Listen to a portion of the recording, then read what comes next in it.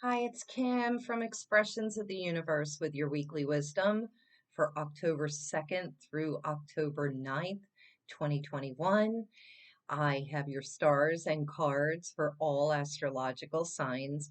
We're on approach to the new moon in Libra at 13 degrees on October 6th, and it's just slightly out of balance. That's what came to mind when I thought of the 13 degrees. It is a revolutionary degree, so anything could happen. Pluto and Aries are still squaring it off, and they're going to make it hot and heavy on Saturday, October 9th, asking everybody to speak up for themselves. So we're not out of the thick of it yet. I am going to pull cards for all signs. I have our crystal card and our goddess card for the week. Let's get to it. So the crystal card of the week, it is clear quartz. And I loved that because the goddess of the week is, what is her name? I don't even know. I don't know. It's Maya.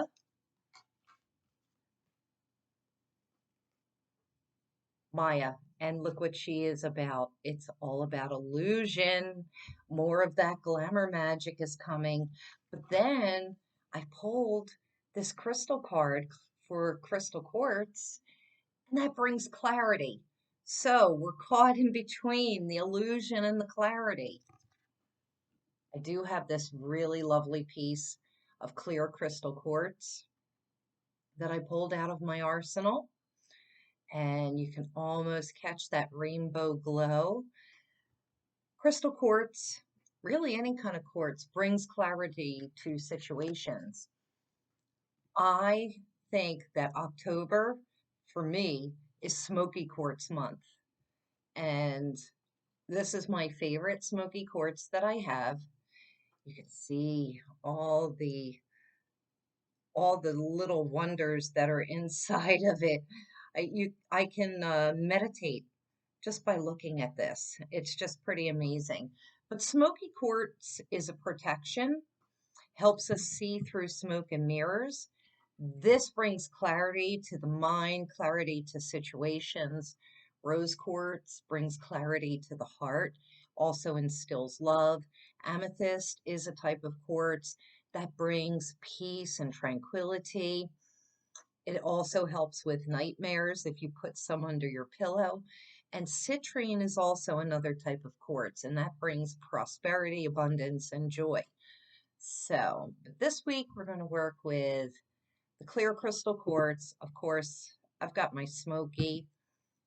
I have, this is a piece of agate that I wrapped, over 25 years ago, but it always reminds me of smoky quartz. October, Spooktober, it is spooky season. I posted on my Facebook page, Instagram, and Instagram story a couple of extra clips of some clips that I've captured here on my indoor security cameras at night while I'm sleeping. It's pitch black in here. These cameras have night vision. If there was any light, they would be showing in color because even the smallest bit of light will bring color to the picture. And so the first clip, you can see some orbs like dropping out of the ceiling. And in the background, you can definitely hear a woman's voice talking. My dog, one of my dogs, is milling around in the clip, almost as if like, he's hunting. He senses something. I have so many of these clips. Plus, I'm going to go back to some of my weekly wisdoms where there was definitely orbs in, and I'm going to pull out some of those clips, short clips, and I'm going to share them with you all through the month of October. All right, I do want to pull cards for every sign, but I just wanted to point out we have the new moon on October 6th. October 9th is going to be particularly, well, we're already feeling the tension, but it's going to come to the peak of the tension on October 9th. We're not out of the woods through next year. I'm just going to let you know. At least the next 6 months. There's a lot of tension. Things are trying to balance themselves out. There will be a square between Saturn, the old, Uranus, the new, on Christmas Eve, December 24th. That could be a pivotal turning point.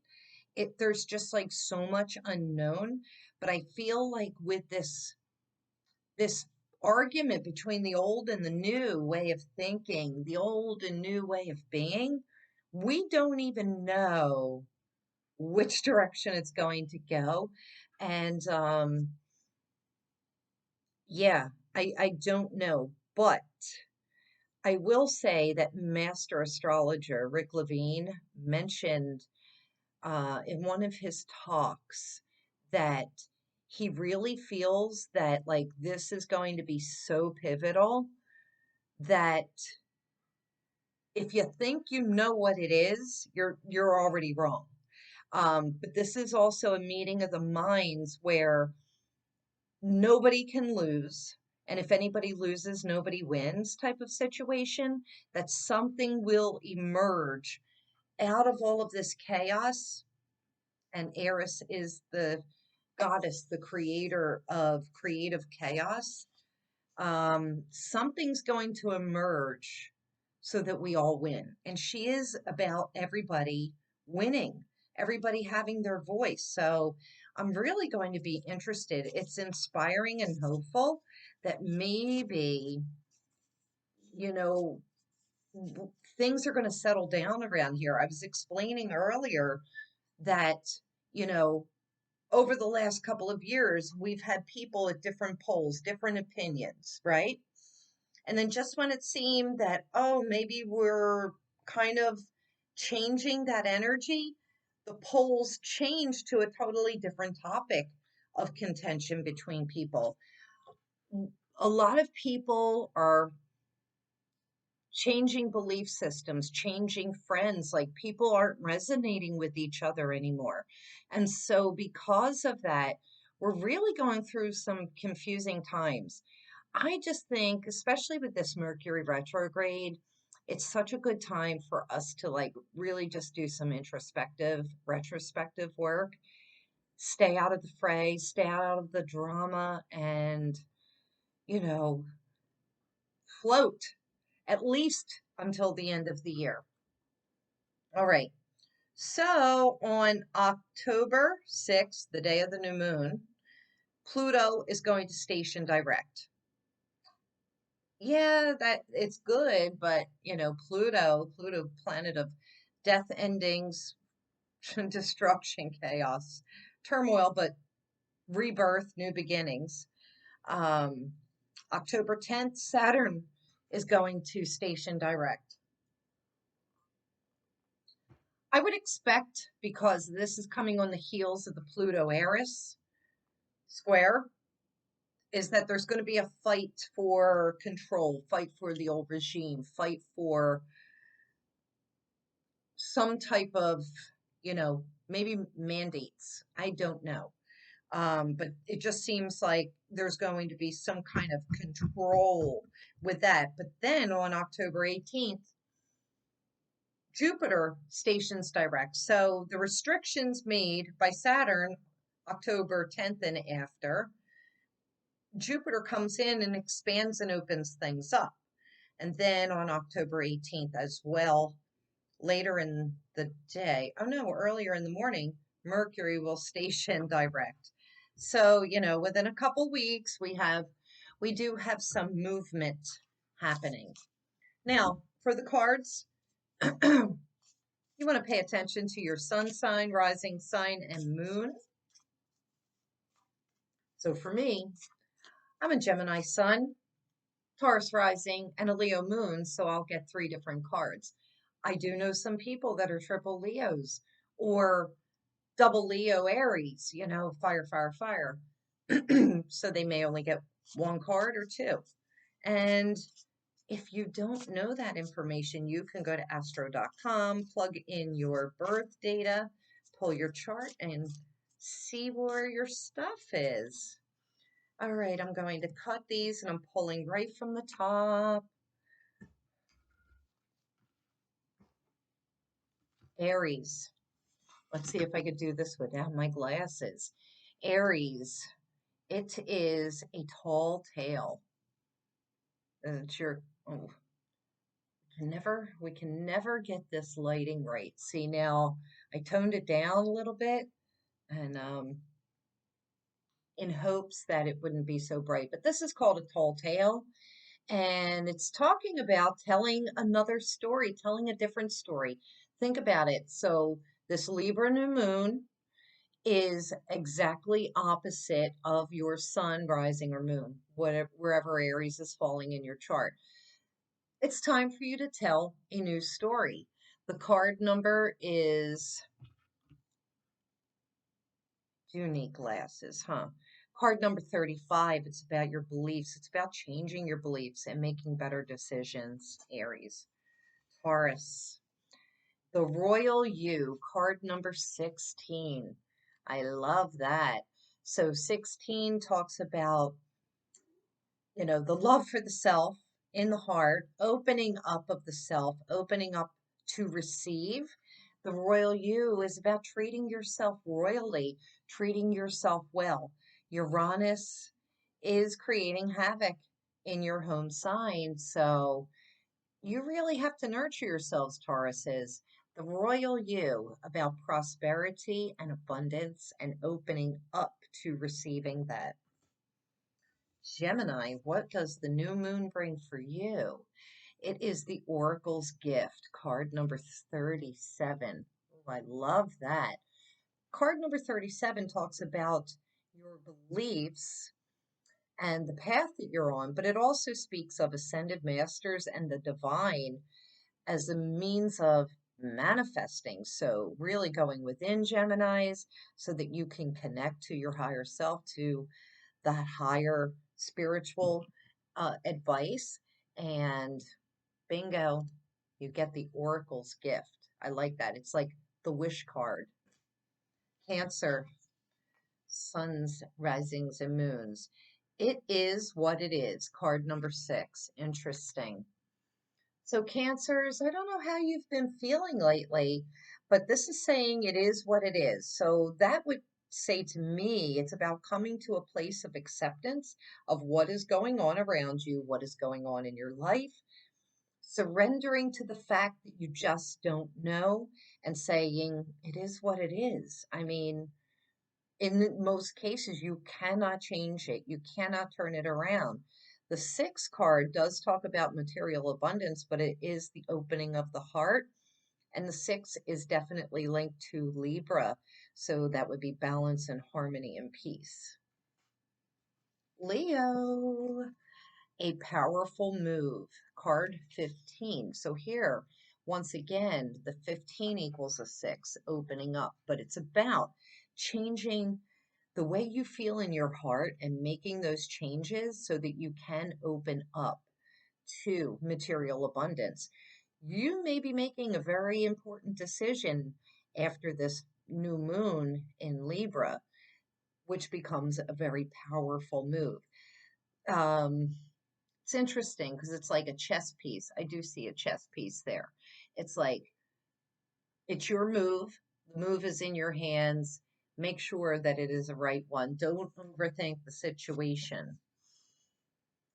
Virgo, Divine Matrix, card 44, master number 44. This is about finding your perfect place, your place of being. Divine Matrix is saying get out of the earthly grounded matrix that so many people are in that is creating chaos. Skip out of that and connect to the divine matrix up there. 44 also speaks of creativity at its highest level. So it is time for the Virgo suns, risings, and moons to crack open that creativity egg, because I think that you will be hot, hot, hot. Libra, happy birthday, Libras. Happy new moon. Earth magic. Love it. Card number 1. That talks about loving yourself, getting completely grounded. And now is the time on this Libra moon for you to plant your seeds of what is going to sprout when Aries season comes. Third week of March through the third week of April, because that's when it's going to be happening for you.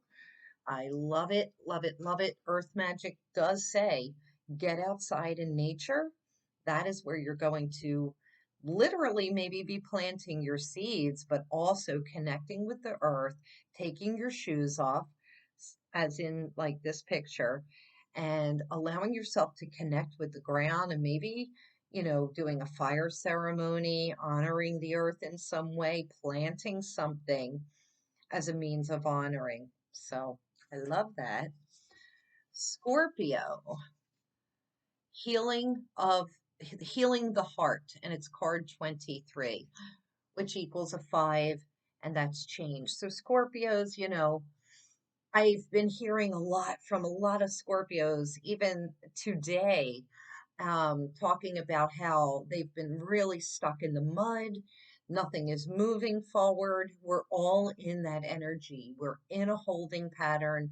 This holding pattern is going to be taking place. It's like it's an energetic holding pattern as a means of protection, in a sense, for like the next year, or maybe even more. So it really depends on how things go. But if you want things to move forward, if you want to move forward, Scorpio, you really have to heal your heart. Um, sometimes it comes up good and sometimes it doesn't. It's card 23. It's about your feelings and your beliefs and changing them about a particular situation so that you can start moving forward, especially come your birthday season. Sagittarius. It is great and full is the card. It's card number 4. This definitely talks to me about great gratitude, being grateful. Card number 4 is about finding that place of belonging. But 4 is creativity, and getting creative with what you have. And so great and full is saying you probably have so much more than you even realize. I I just love that. It's a beautiful sparkly chalice just waiting for you. Capricorns. Oh, I love this. This is exposed and revealed.